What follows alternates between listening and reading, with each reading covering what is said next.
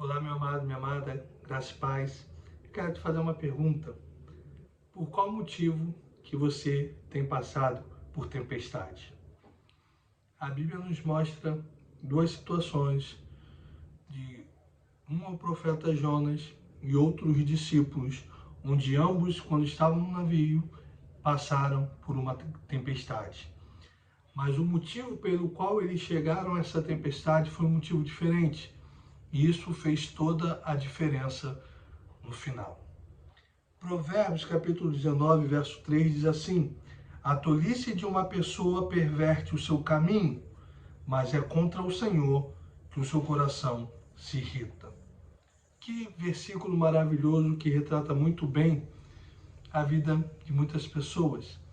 As pessoas, pela sua tolice, pela sua insensatez, pela sua rebeldia contra o Senhor, elas fazem escolhas ruins e sofrem as consequências dos seus atos. Elas colhem aquilo que plantam.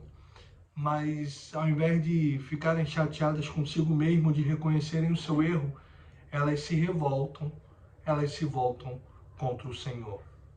Tem muita gente que está colhendo tempestade, porque conforme diz Oséias, semearam ventos. E não porque esse era o desejo, a vontade de Deus para a vida delas. Em Mateus 14, depois da multiplicação dos 5 pães e 2 peixes, Jesus diz para os discípulos: entrem num barco e cheguem até a outra margem. Mas o texto vai nos dizer que entre 3 horas da manhã e 6 horas da manhã, eles enfrentavam uma grande tempestade. Mas Jesus foi até o encontro deles, entrou no barco, acalmou a tempestade e logo eles chegaram do outro lado. Mas a Bíblia também nos fala sobre o profeta Jonas, a qual o Senhor disse: vai para Nínive. Porém, ele pegou um barco para Tarsis, que era o lado completamente oposto de Nínive, onde ele deveria ir. E por isso, uma tempestade o alcançou no meio do caminho e ele foi parar no ventre do grande peixe. Até que ele se arrependeu, orou ao Senhor, e o nosso Deus é cheio de compaixão e misericórdia. Mas a questão é que Jonas se colocou no meio de uma tempestade por causa da sua desobediência ao Senhor, enquanto os discípulos enfrentaram uma tempestade por causa da sua obediência ao Senhor. Mas Jesus foi ao encontro deles e acalmou a tempestade. Pedro diz, o apóstolo Pedro, na sua primeira carta, vai dizer que é melhor sofrermos por fazer o bem do que por sermos homicidas, mentirosos, ladrões, ou como quem se mete em questões alheias. É como se Pedro estivesse dizendo: olha só, todo mundo na vida vai passar por momentos de dificuldade, por lutas, por aflições, mas que vocês sofram por causa da vossa obediência e fidelidade a Deus, e não por causa da consequência dos vossos atos.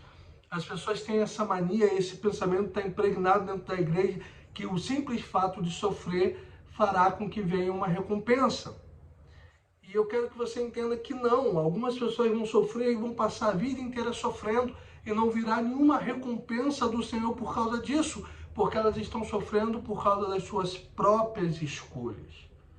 Ora, se você cometer um crime e você ficar anos preso por causa desse crime, ao terminar de cumprir a sua pena, se você for solto, você não receberá nenhuma recompensa ou prêmio do Estado por causa disso. Agora, se você for preso injustamente, você poderá processar o Estado e pedir uma indenização. Algumas pessoas, elas querem um prêmio, uma recompensa por terem sofrido, quando na verdade elas estão colhendo o que plantaram. Muitas delas ficam questionando Deus, dizendo: por que o Senhor permite isso? Quando é que o Senhor vai mudar o quadro? Quando na verdade elas se colocaram no meio da tempestade. Elas criaram as suas próprias tempestades por causa da sua rebeldia e desobediência ao Senhor. José foi vendido pelos seus irmãos injustamente. Ele foi preso injustamente. E o Senhor mudou o seu quadro. Mas quando as pessoas são presas ou sofrem por causa da consequência dos seus atos, não há recompensa, querido. Daniel, quando ele foi lançado na cova dos leões, e quando o rei vai no dia seguinte, ele está inteiro, Daniel diz ao rei: o Senhor me livrou porque foi achada inocência em mim.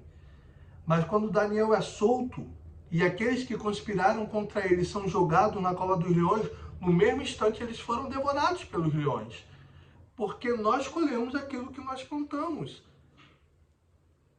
As pessoas muitas das vezes estão vivendo uma vida de caos, de desgraça, não é porque Deus assim quer, não é porque foi o que Deus determinou ou porque Deus planejou aquilo, é porque elas foram rebeldes à voz do Senhor.